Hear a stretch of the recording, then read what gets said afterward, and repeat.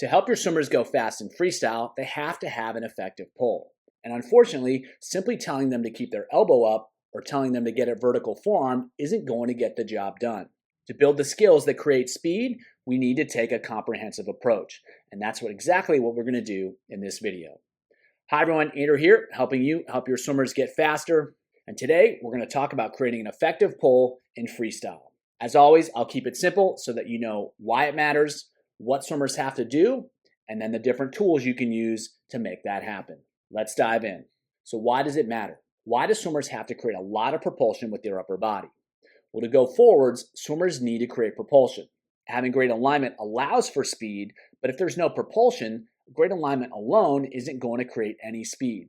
And the more propulsion swimmers can create, the more speed they're going to create. And where does most of that propulsion come from? It comes from the upper body. The arms can move a lot more water than the legs can, and as a result, they create a lot more propulsion than the legs do. So if swimmers are lacking with their pull, they're going to be in a lot of trouble. And really, even if they have an effective pull, it can never be too good, as more propulsion means more speed. And while swimmers can create more propulsion by moving their arms faster, they can only move their arms so fast. To optimize their performance, they have to get as much out of each stroke as possible, and that's what we're going to talk about today. So what makes a great pull? When it really comes down to it, the bottom line, a great pull moves a lot of water with each stroke. So regardless of how they're doing that, if a swimmer can move a lot of water with each stroke, they have an effective pull. Of course, there are going to be certain strategies that are going to be more effective for doing so. And to move a lot of water with each stroke, they have to use a large surface area. They want to orient the hand and the forearm so that it's facing backwards. If they just use the hand, they're missing out on all that surface area of the forearm, and that means they won't be creating as much propulsion as otherwise possible with the whole arm. So establishing a big surface area is a key aspect of having a great pull. But not only do they need to establish a great surface area, they need to maintain that surface area over a large range of motion. It's not about moving a lot of water in a very short time period, it's about moving a lot of water throughout the entire stroke. To do that, swimmers need to establish effective positions, establish a large surface area as early in the stroke as possible, and they need to maintain that surface area throughout the entire stroke. The better they can do both of those, again, the more water they'll move.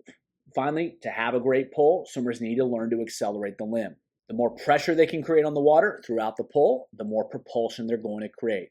If swimmers patiently move their arm through the water, even if they're doing everything correct from a technical standpoint, they're not going to create much propulsion, they're not going to create much speed. Even when swimming over longer distances, once the pull is set up, there's going to be an acceleration of the limb or there's not going to be much speed. So ultimately, a great pull is simple. Swimmers need to move a lot of water with each stroke, and they do that by creating a large surface area, moving it over a large range of motion, and accelerating the limb as they do. So we'll show a swimmer racing over 1,500 meters and a swimmer racing over 50 meters so that you can see both the commonalities and the differences between sprint swimmers and distance swimmers.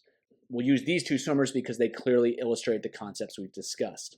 So if we watch this swimmer here, right now, he's got a big surface area facing backwards. You can see that whole forearm straight up and down. That's a huge paddle to pull with. And as we watch through, he holds that surface area through the entire stroke. So from the beginning to the end, he's holding that position.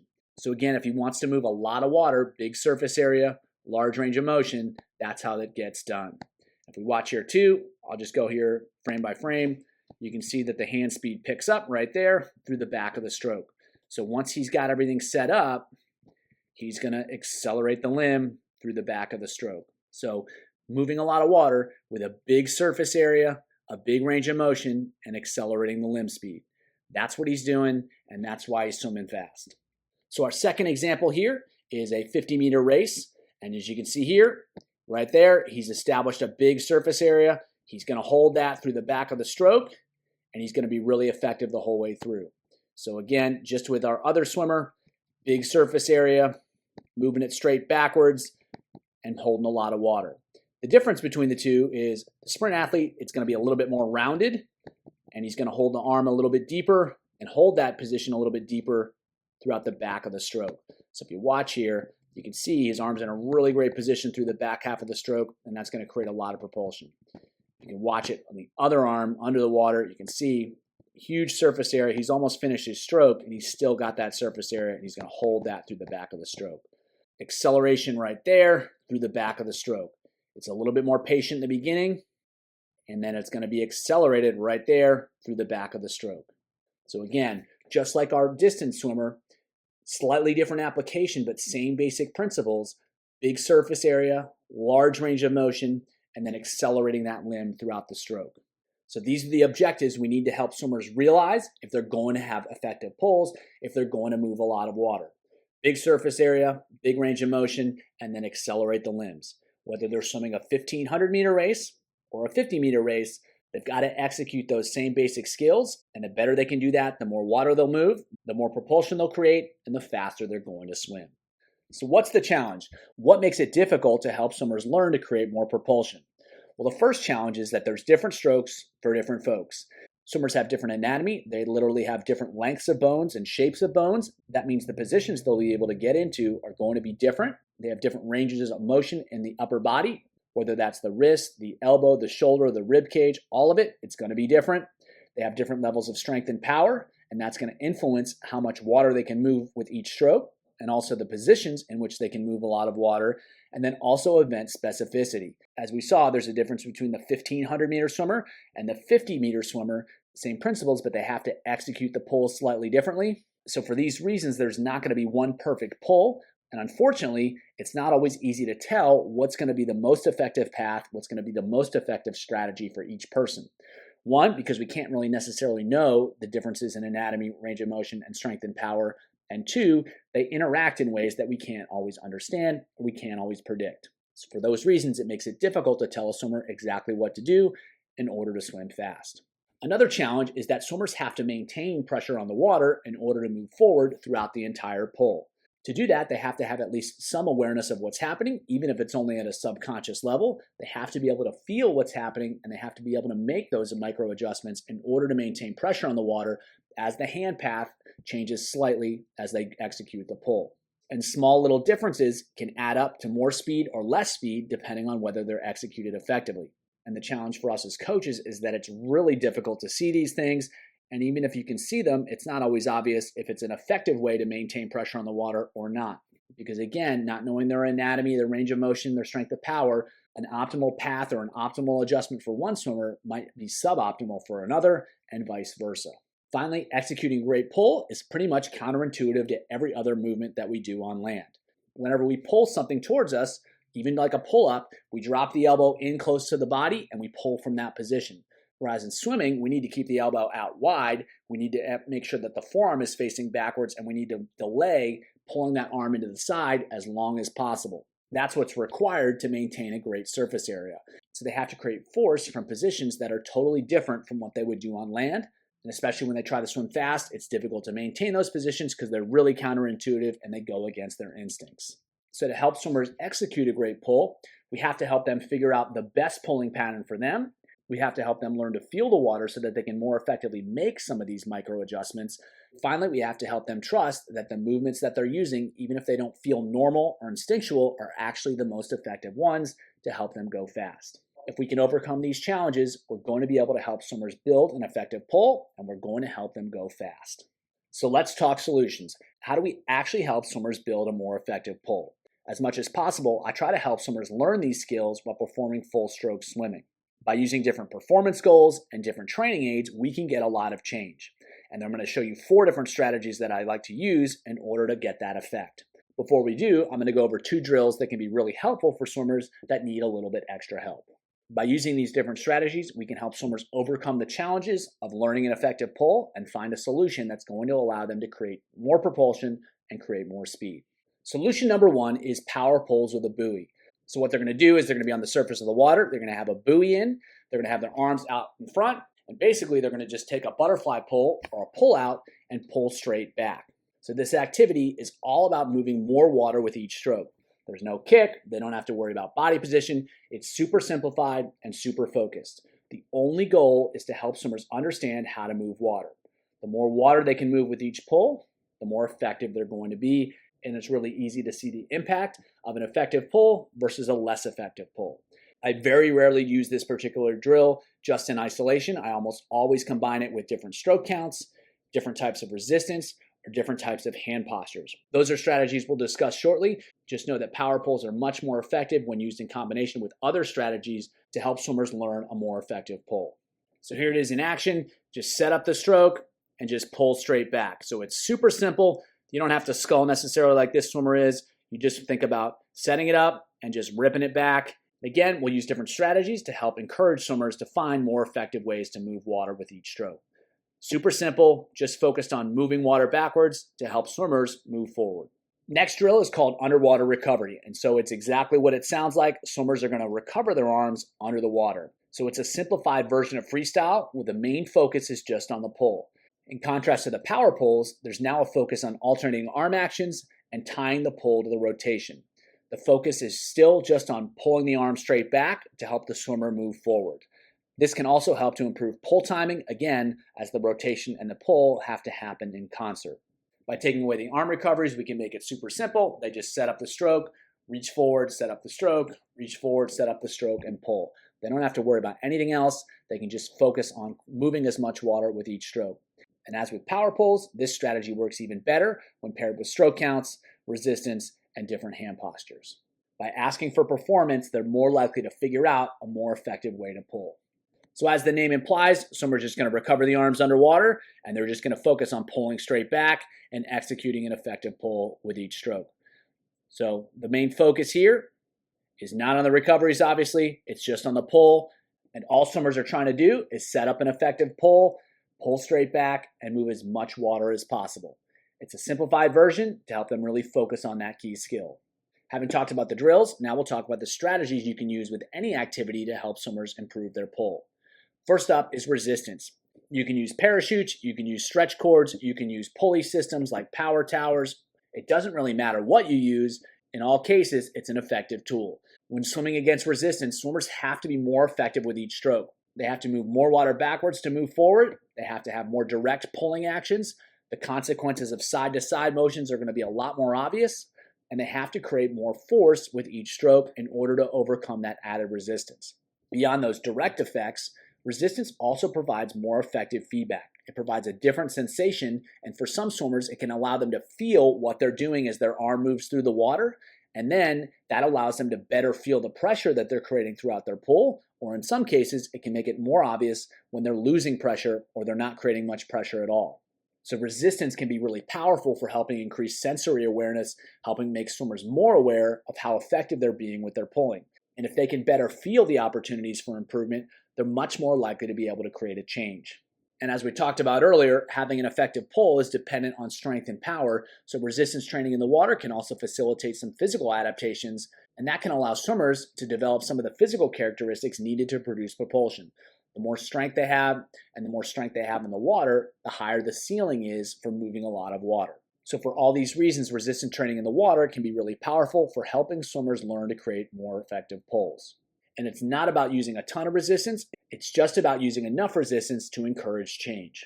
Next strategy is using different hand postures. So if you take away the hand, you close the fist, that encourages the use of the forearm. Swimmers still have to create propulsion, and their main option is no longer there, so they're going to use a secondary option, and that's the forearm.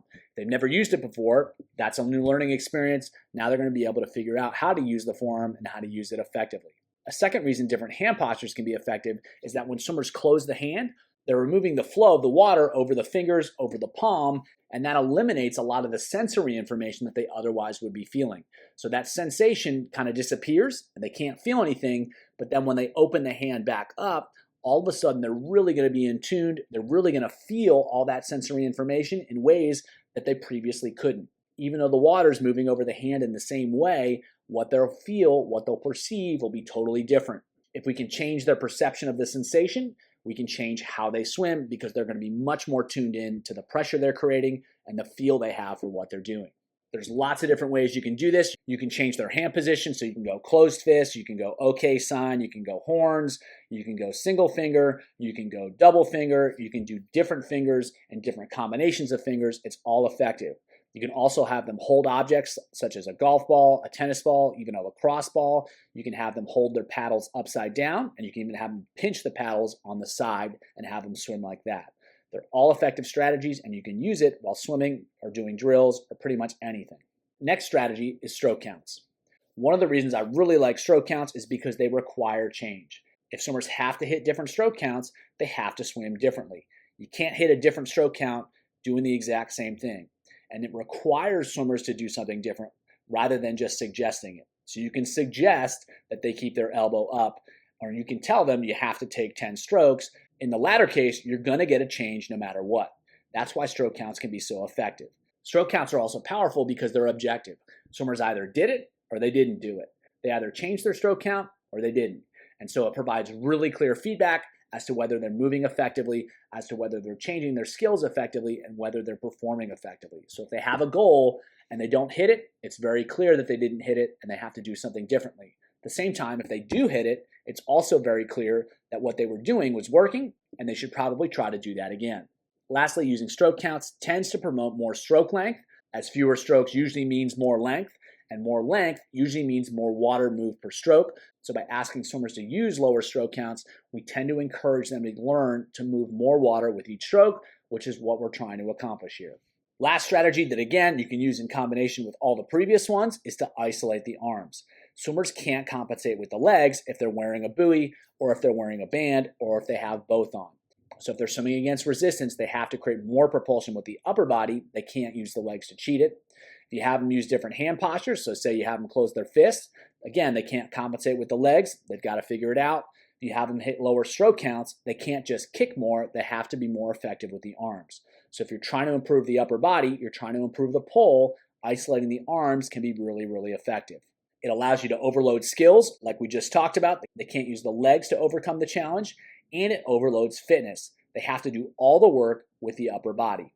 And so when you want a more targeted intervention, you want to take away the legs, you want to take away the lower body options, isolating the arms is a really powerful strategy, and you can use it with pretty much any activity that you have. So having gone over the solutions, let's see what it looks like in practice. This is more of a skill-based set with not a whole lot of pressure from a performance perspective. They're going to go 3 rounds through. They're going to go 325s power pulls with a buoy. They're going to take 1 less stroke per 25. They're going to go 100 freestyle, 1 less stroke per 25. Then they're going to go 325s underwater recovery with a buoy, take 1 less stroke per 25. Then they'll do another 100 freestyle, take 1 less stroke per 25. They'll follow that up with 325s power pulls again, but now they're going to descend 1 to 3. Then they're going to go 50 freestyle build to strong, and they're going to go 325s underwater recovery. Now again, descend 1 to 3 instead of taking 1 less stroke. Then a 50 freestyle build to strong. And for all the drill repetitions, on round 1, they're going to go with horns. In round 2, they're going to go closed fist. And round 3, they're going to go okay hands. That's going to help them interact with the water in different ways. And they're going to have to learn to use the forearm more effectively, especially to take fewer strokes and to create more speed when they're descending. After each drill, we're going to go those 100s freestyle and the 50s freestyle to give them an opportunity to kind of put it all together and see if they can make it happen when they're actually swimming freestyle. So we're using drills here, we're using stroke counts here, we're using speed here, we're using the buoy to isolate the upper body, and we're using different hand postures to help challenge their pulls. We're using a lot of different strategies here, and by doing so, we're putting a lot of pressure on the ability to pull well and really encouraging them to find a more effective way to execute their pull.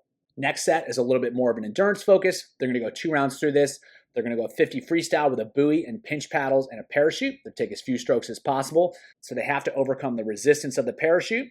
They can't use their legs to help. They have to take as few strokes as possible, and they've got to pinch the paddle when they're pulling through the water. So that means they're going to have to be really stiff, really stable with their wrist, or that paddle is going to be moving all over the place. They're going to have to get in a really great position, use the forearm effectively, and be really stable and stiff throughout those pulls. That's going to set up each section of the set.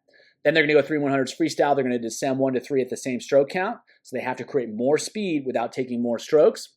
That means they have to be more effective with each stroke, and they're going to have to execute a more effective pull. They're going to do that by holding a single paddle upside down, like so. And doing so is going to encourage them to use the forearm more effectively. And because the wrist is locked, they have to move the forearm and the hand together. So if they want that hand facing backwards, the forearm's going to have to face backwards as well.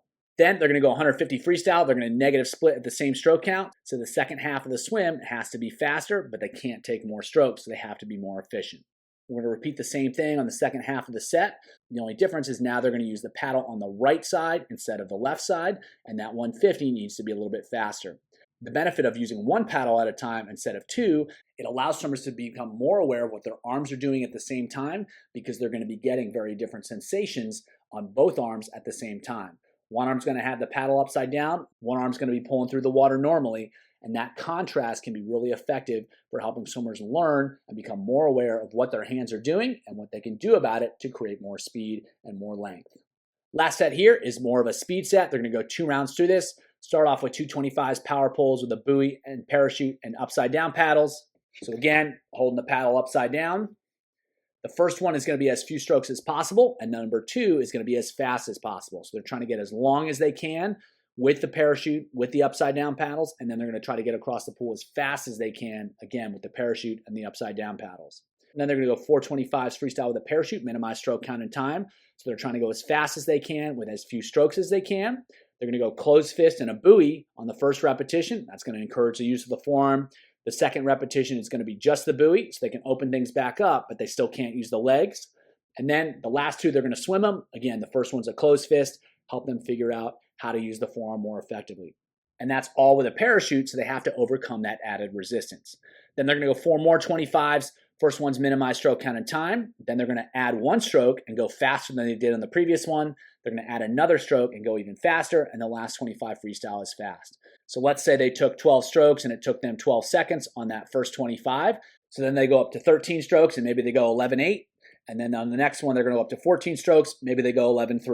And then on the last one, they just try to go faster. They don't have any stroke count restriction. So we're using the drill. We're using the different hand postures. We're using the stroke counts, we're using speed, we're using them in combination to really challenge swimmers to find more effective pulling patterns, and we're doing it at speed so that they can learn how to execute these skills while swimming fast. As they continue to improve in these activities, as they continue to improve in these sets, they necessarily have to learn more effective pulling skills. It's the only way they can take fewer strokes. It's the only way they can create more speed. Rather than just telling swimmers what to do, we can put them in positions where they have to figure out more effective skills. And if they can figure out more effective skills, they're going to swim faster. If you want to know more about the skills that allow fast swimmers to create a lot of propulsion with the upper body, check out the video below. It'll show you exactly what fast swimmers are doing to create so much speed.